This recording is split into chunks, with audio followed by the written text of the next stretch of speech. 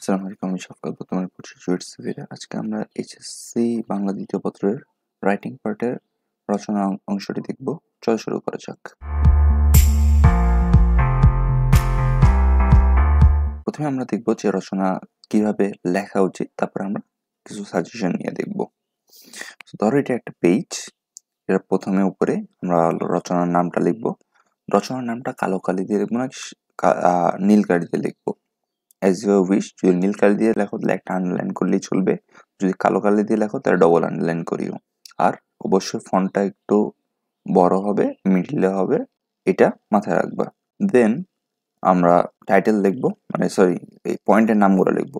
পয়েন্টের নামের ক্ষেত্রে একই, যদি নীল কালি দিয়ে লেখো তাহলে আন্ডারলাইন করার কোনো প্রয়োজন নাই। তুমি আগে একটা বুলেট ইউজ করতে পারো, তা না হলে তুমি কালো কালি দিয়ে লিখলে অবশ্যই আন্ডারলাইন করবা নীল কালি দিয়ে। এরপরে তুমি লেখাটা শুরু করবা ডাইরেক্ট পাশাপাশি না করে একটু নিচে পদ থেকে, এখানে যেভাবে দেখানো হয়েছে এইভাবে, এবং এরপরে লিখে যাবা। প্রথম আমাদের পয়েন্ট সবগুলো রচনার ক্ষেত্রেই সূচনা বা হলো ভূমিকা থাকবে। একই জিনিস, সূচনা যা, ভূমিকা তা, তুমি যে কোনো একটা ইউজ করতে পারো। সূচনা বা ভূমিকা এক পেজের মতন হবে, তবে এখানে কি থাকবে, এখানে তোমার মেইন টপিকগুলো থাকবে। তুমি চাইলে একটা কবিতার লাইন বা হলো একটা গদ্য দিতে পারো, সরি পদ্য দিতে পারো, বা একটা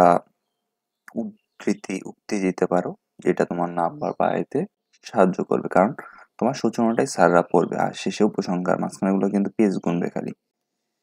এরপরে আমরা সূচনার পাতায় যেখানেই শেষ হোক, যদি একদম শেষের দিকে না হয় আমরা ওখান থেকে পয়েন্ট শুরু করব, করে পরবর্তীতে আমরা লিখে যাব। এর পরের পেজে যদি আমাদের অর্ধেক পেজের আগে বা অর্ধেক পেজ বরাবর শেষ হয়, সেক্ষেত্রে আমরা নতুন পয়েন্ট লিখে তা লেখা শুরু করব। যদি এমনটি না হয়, যে ধরো যে আমরা লিখতে লিখছে অনেক বেশি চলে গেছে, মানে একটা লিখছি ওইখানে আমরা প্যারাটা অনেক বড় করে লিখছিলাম, একটা কবিতাও দিচ্ছি, এটা এত বড় হয়েছে, এই অবস্থায় আমরা নিচে নতুন কোনো পয়েন্ট না লিখে আমরা পরবর্তী পেজে চলে যাব। এখন আমরা দেখব হলো কিছু রচনার সাজেশন। প্রথমে আমি বলিনি যে আমি কোনোদিন বলি না যে এগুলা থেকেই আসবে, তবে এগুলা গুরুত্বপূর্ণ। কারণ তোমাদের রচনা আসবে 5টা থেকে একটা লিখতে হবে, প্রতিটার জন্য 20 নাম্বার থাকবে, 20 পয়েন্ট। সো তোমরা অধ্যবসায়, স্বদেশপ্রেম, পোশাক শিল্প, পর্যটন শিল্প, এই 4টা থেকে ঘুরে ফিরে আসেই। এরপর আধুনিক তথ্য প্রযুক্তি ও বাংলাদেশ, আর এটা না মনে হইলে কম্পিউটার বা হলো দৈনন্দিন জীবনে বিজ্ঞান, এগুলা আসবেই।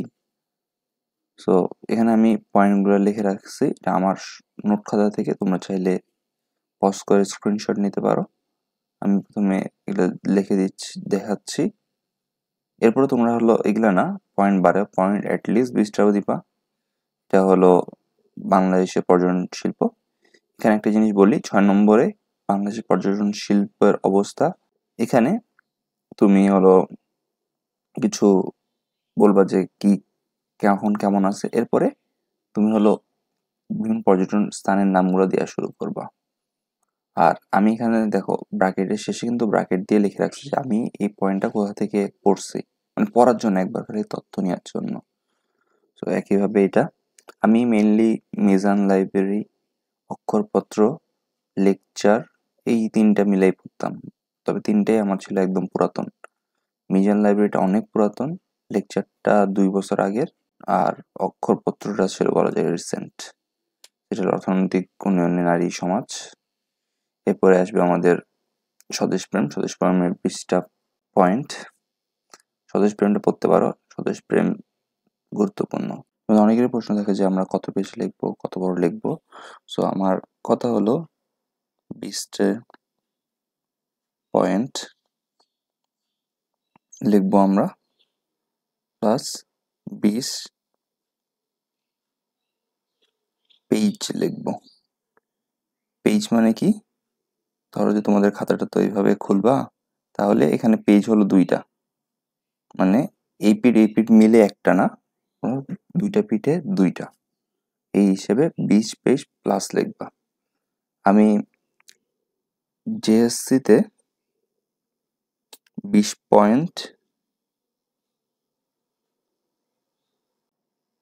19 পেজ লিখেছিলাম। এসএসসিতে আমাদের বাংলা পরীক্ষা হয়নি। এইচএসসিতে আমি 16 পয়েন্ট লিখছিলাম। কেন আমি জানি না, বেশি পয়েন্ট লেখা উচিত ছিল, পেজের কথাটা ভুলে গেছি। তোমার সাথে থেকে আমার পাবো শোনার জন্য ধন্যবাদ। আশা করি পরবর্তী ক্লাস তোমার সাথে পাবো। রচনার জন্য তোমরা রচনার খালি রচনা না পড়ে রচনার পয়েন্ট পড়বা এবং রচনার রিলেটেড যদি কোনো কবিতাংশ থাকে বা উদ্ধৃতি থাকে সেটাই পড়বা এবং এখানে জোর দিবা, তাহলে ভালো নাম্বার পেতে পারবা। আর 20 পয়েন্ট 20 পেজ এই থিওরিটা মাথায় রাখবা। এতক্ষণ সাথে থাকার জন্য ধন্যবাদ। আশা করি পরবর্তী ক্লাস তোমার সাথে পাবো। আসসালামু আলাইকুম।